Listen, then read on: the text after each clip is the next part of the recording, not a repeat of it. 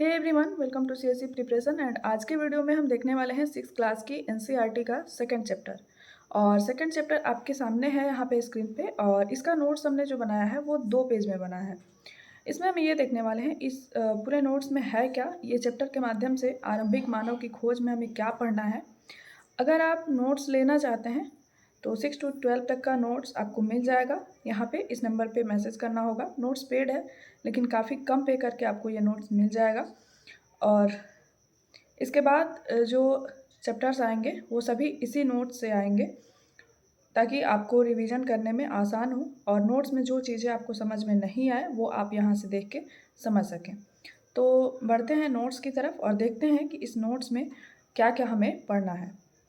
पहले चैप्टर में हमने देखा था क्या, कब, कहाँ और कैसे, और हमने उसमें देखा था कि कैसे पांडुलिपियाँ होती हैं और जो अभिलेख होते हैं उस पर क्या लिखे होते हैं, राजा के आदेश लिखे होते हैं, उस टाइम के जो लोग थे कहाँ रहते थे, कहाँ बसे हुए थे, इन सब चीज़ों के बारे में हमने जानकारी हासिल की थी। अब आरंभिक मानव की खोज के माध्यम से हम देखेंगे इस चैप्टर में हमें क्या पढ़ना है और क्या हमें मिलने वाला है इस चैप्टर में। भारतीय उपमहाद्वीप में 20 लाख साल पहले जो लोग रहते थे उन्हें आखेटक खाद्य संग्राहक कहते हैं। यानी कि भारतीय उपमहाद्वीप जो है यहाँ पे 20 लाख साल पहले जो भी लोग रहते थे उनको हम आखेटक खाद्य संग्राहक कहते हैं। और ये आखेटक खाद्य संग्राहक कौन है? तो ये आखेटक खाद्य संग्राहक लोगों के एक जगह से दूसरी जगह पर घूमने रहने के पीछे 4 कारण थे। आखेटक खाद्य संग्राहक का मतलब होता है ये लोग शिकार करते थे और जो भी शिकार करते थे उसे खाते थे और उसी को जुटाते थे। ये आखेटक खाद्य संग्राहक कहलाते थे। इनके ये कभी भी एक जगह नहीं रहते थे, एक जगह से दूसरी जगह पे घूमते रहते थे क्योंकि इनका जो भी भोजन वगैरह था उसका ठिकाना नहीं था। अब ये 4 कारण कौन कौन से थे? तो पहला कारण ये था कि आसपास के पौधों, फलों, जानवरों को खाकर समाप्त करने के बाद भोजन की तलाश में दूसरी जगह जाना पड़ता था। ये पहले जहाँ रहते थे वहाँ जितने भी पौधे थे, पौधों में जो फल लगते थे, जानवर जो होते थे उनको खाकर समाप्त करने के बाद फिर इन्हें जब भोजन की ज़रूरत पड़ती थी और उस जगह पे नहीं मिलती थी जिस जगह पे वो रहते थे तो ये दूसरी जगह वहाँ से चले जाते थे। पहला तो कारण ये हो गया। दूसरा इनका ये कारण था कि जानवरों का शिकार करने वाले इनके पीछे जाते होंगे। जो भी जानवरों का शिकार करते थे उनके पीछे इसलिए जाते थे क्योंकि जानवर जो होते थे, कई जानवर कहीं दूर दूर तक मिलते थे तो उनके पीछे ये लोग जानवरों के शिकार के लालच में एक जगह से दूसरी जगह जाते थे। तीसरा था कि उपयुक्त मौसम के अनुसार फल फूल ढूंढने जाते होंगे।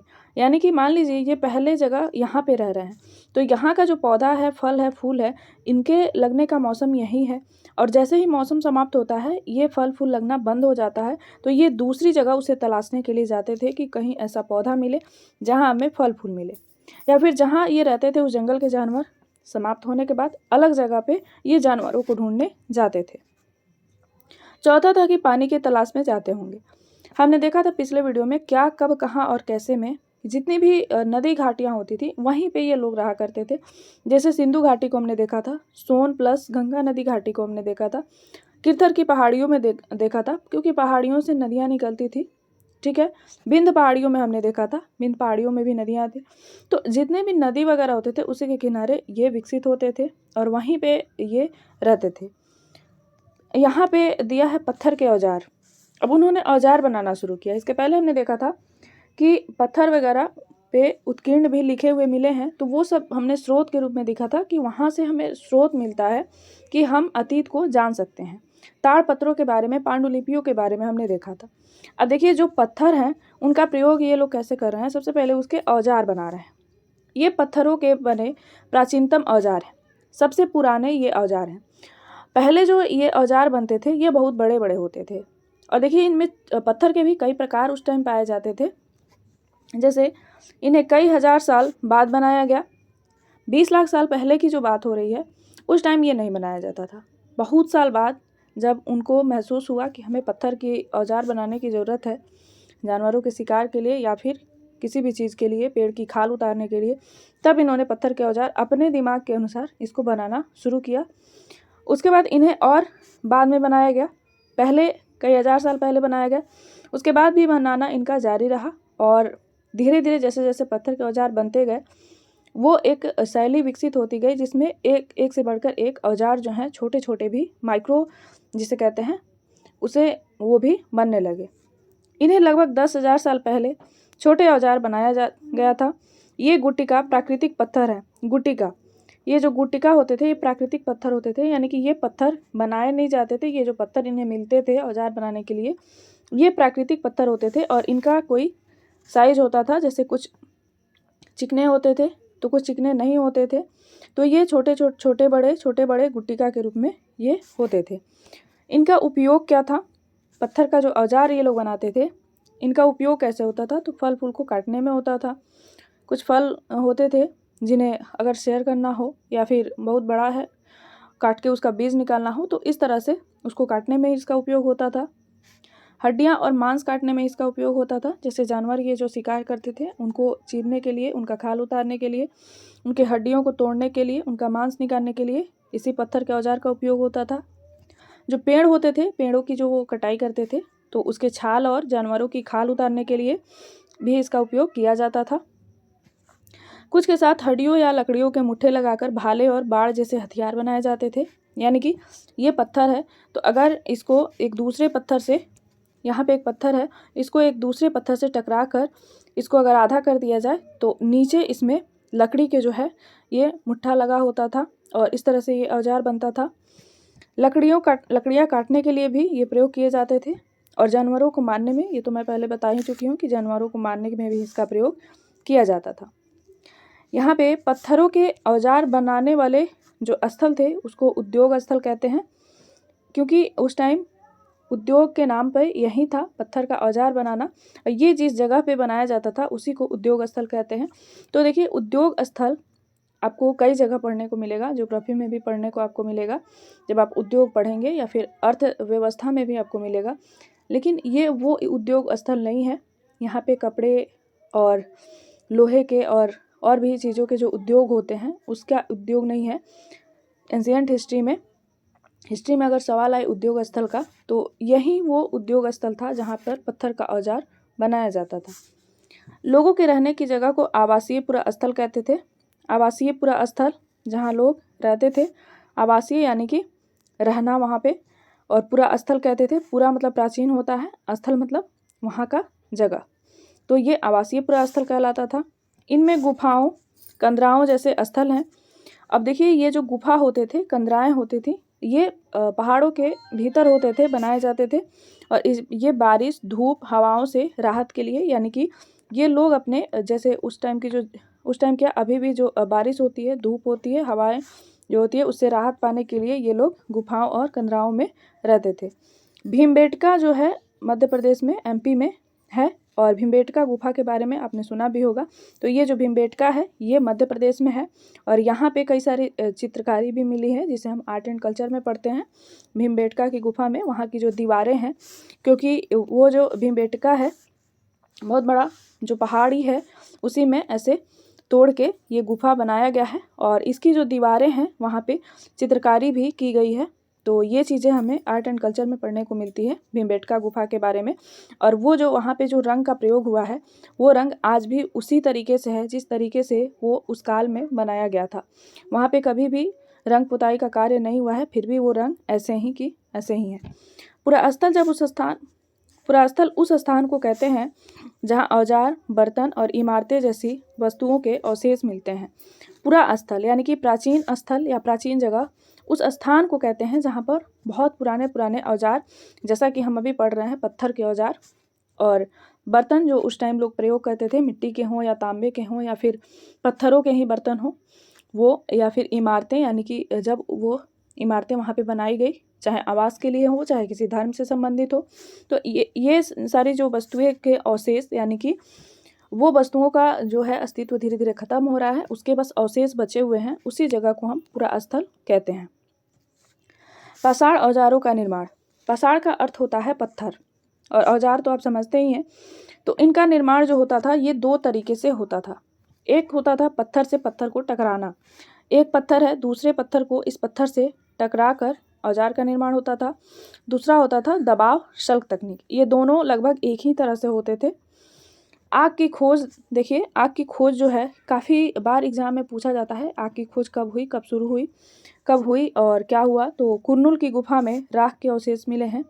तो सबसे पहला जो है आग का, यहीं से पता चलता है कि कुरनूल की गुफा में जो राख के अवशेष मिले हैं तो किसी न किसी ने यहाँ पे आग जलाया होगा। आग का इस्तेमाल किस लिए किया जाता था, तो प्रकाश के लिए, यानी लाइट के लिए। उस समय लाइट का कोई प्रबंध नहीं था तो आग जला के लाइट के लिए उसका प्रयोग किया जाता था। मांस पकाने के लिए, जानवरों का जो शिकार किया जाता था वो ज़्यादातर लोग उसे कच्चे प्रयोग करते थे, लेकिन बाद में उसे पकाया जाने लगा इस आग में।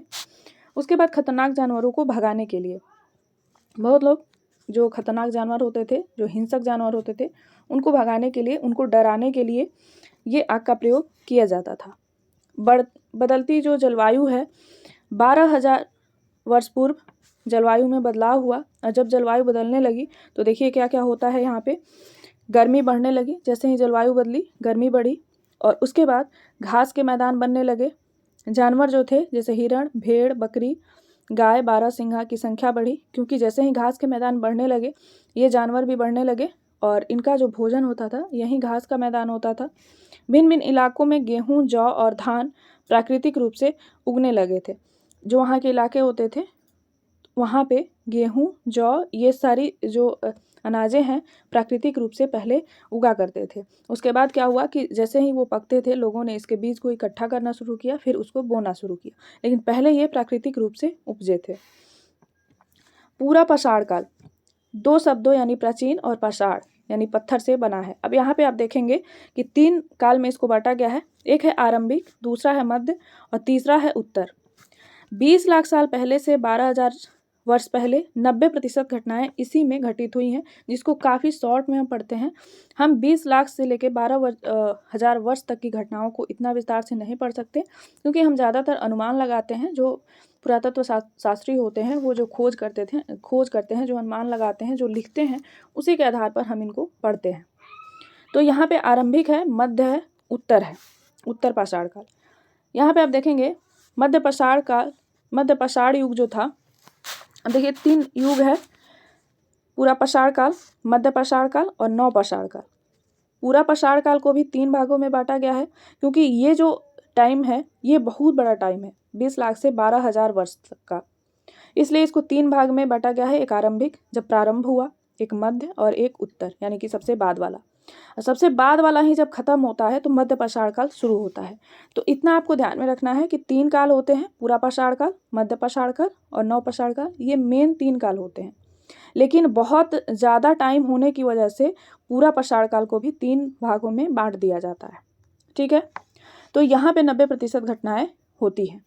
इसे हम आगे जो एनसीईआरटी है, ये हम 6 क्लास की एनसीईआरटी पढ़ रहे हैं। जब हम एंशिएंट हिस्ट्री पढ़ेंगे 12 क्लास की, जैसे रामशरण शर्मा वाली, वहाँ पे काफ़ी विस्तार से इसकी चर्चा की गई है और वहाँ से जो फैक्ट्स आपको मिलेंगे उसके अलावा आपको कहीं एनसीईआरटी एंशिएंट हिस्ट्री पढ़ने की ज़रूरत नहीं पड़ेगी। मध्य पाषाण काल युग में, जिसको मेसोलिथ भी कहते हैं, माइक्रोलिथ एज भी कहते हैं, 12,000 से 10,000 साल वर्ष पहले की घटनाएं हैं। अब देखिए यहाँ पे 20 लाख से 12,000 वर्ष पहले की घटनाएं हैं। अब जैसे ही यहाँ पे उत्तर पाषाण काल समाप्त होता है तो 12,000 से लेकर 10,000 यानी कि 2,000 वर्ष की घटनाएं इसमें मिलती हैं मध्य पाषाण काल में, और नव पाषाण काल में 10,000 वर्ष पूर्व तक की घटनाएं मिलती हैं। तो यहाँ पे देखिए पर्यावरणीय बदलाव हुआ। मध्य पाषाण काल में क्या क्या होता है, पर्यावरणीय बदलाव होता है। औजार जो थे लघु पाषाण कहलाते थे, क्योंकि इस टाइम तक छोटे छोटे औजार पत्थरों के बनने लगे थे। लकड़ियों के मुट्ठे लगे हंसिया और आरी भी मिलने लगे, क्योंकि अब जो है कौशल का ज़्यादा विकास हो चुका था। अब औजारों में लोगों ने अपना दिमाग लगाना शुरू कर दिया था कि कितने छोटे से छोटे और अच्छे से अच्छे औजार बन सकते हैं। उसके बाद आया नव पाषाण काल। नव पाषाण काल में यहाँ पे हमें देखना है कि जिन गुफाओं में लोग रहते थे उनमें से कुछ दीवारों पर चित्र मिले हैं। इनमें जंगली जानवरों का सजीव चित्रण है, जिसे शैल चित्रकला कहते हैं। ठीक है, तो यहाँ पे जंगली जानवरों का सजीव चित्रण है, जैसे शिकार करते हुए जानवरों को दिखाया गया है, इस तरह से ये जो शैल चित्रकला है ये गुफाओं में मिले हैं। और इस शैल चित्रकला में क्या होता है, जंगली जानवरों का सजीव चित्रण आपको मिलेगा। महाराष्ट्र के पटनेपुरा स्थल से शुतुरमुर्ग के अंडों के अवशेष और छिलकों पर चित्रांकन मिले हैं, जैसे पूरा पाषाण युग में ये सारी चीज़ें जो हैं मिली हैं। हुंसगी एक जगह है कर्नाटक में, यहाँ पे कई पुरास्थल मिले हैं, कई प्रकार के औजार मिले हैं, ठीक है। और औजार बनने वाले उद्योग स्थल के प्रमाण भी यहाँ पे मिले हैं कि मतलब ऐसा उद्योग स्थल के प्रमाण मिले हैं कि यहाँ पे औजार बनाया जाता था। अधिक औजार चूना पत्थर के बने होते हैं। यहाँ पे हुंसगी में यानी कि कर्नाटक का जो हुंसगी है, यहाँ जो औजार मिला है उसमें से सबसे ज़्यादा जो औजार है वो चूना पत्थर के बने हुए हैं। उसके बाद है लास्ट में दिया गया है फ्रांस की गुफा के बारे में। फ्रांस की जो गुफा है इसकी खोज हुई थी 4 स्कूली छात्रों द्वारा इसकी खोज की गई थी। इसका जो टाइम है वो 20,000 से लेकर 10,000 वर्ष पहले की यहाँ पे बीच की टाइम है। चित्र अवसरों पर बनते थे, यानी कोई उस टाइम अवसर या त्यौहार होता था, उसी अवसर पर यहाँ पे चित्र बनते थे फ्रांस की गुफा में। शिकारियों द्वारा शिकार पर निकलने से पहले कुछ अनुष्ठानों के लिए यहाँ पे भी फ्रांस की गुफा में चित्र बनाए जाते थे। यहाँ पे जानवरों जैसे जंगली घोड़े, गाय, भैंस, गेंडा, रेंडियर और बारहसिंगा और सूअरों के गहरे चमकीले रंगों से चित्रित किया गया है। जैसे इसमें जो रंग का प्रयोग हुआ है चारकोल है और लौह अयस्क जो हैं उनसे दोनों को मिला के इसमें रंगों का प्रयोग किया गया है। और ये जो यहाँ पे जानवर है इनको ध्यान में रखना है। ये सारे जो जानवर हैं ये कहीं ना कहीं भारत में भी पाए जाते हैं, तो इन जानवरों का चित्रण यहाँ पे किया गया है। तो रंगों का प्रयोग आपको याद रखना है। इसमें जो रंग हैं वो किस किस चीज़ों से बनते थे, तो चारकोल और लौह अयस्क जो होते थे, लोहे के जो अयस्क होते थे उनसे ये रंग बनते थे। तो अगली वीडियो में हम चैप्टर नंबर 3 देखेंगे, भोजन संग्रह से उत्पादन तक। यानी कि अभी तक तो हम पढ़ रहे थे मध्य पाषाण काल, पूरा पाषाण काल और नव पाषाण काल। औजारों के बारे में जितनी भी चीज़ें थी, पत्थरों के औजारों के बारे में हमने देख लिया। आग की खोज भी हमने देख लिया। ये भी देख लिया कि जो गेहूँ जौ के दाने थे प्राकृतिक रूप से उसके जो फसल है वो उपजे थे, उसके बाद लोगों ने उसे इकट्ठा करना शुरू किया। अब हम पढ़ेंगे अध्याय 3 में बाकी चीज़ें। ठीक है, धन्यवाद।